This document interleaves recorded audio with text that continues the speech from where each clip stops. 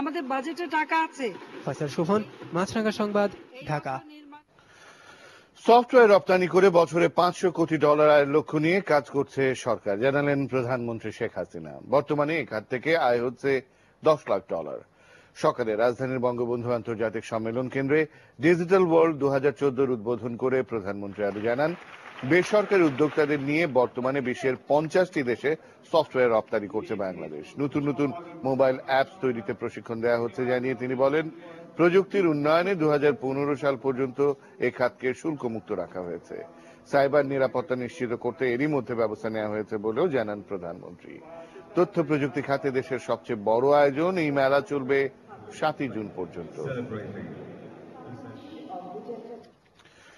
হবিগঞ্জের গহীন বনে পাওয়া অস্ত্রের সঙ্গে চট্টগ্রামের আলোচিত 10 ট্রাক এবং বগুড়ার কাহালুর 1 ট্রাক অস্ত্রের মিল রয়েছে বলে জানিয়েছে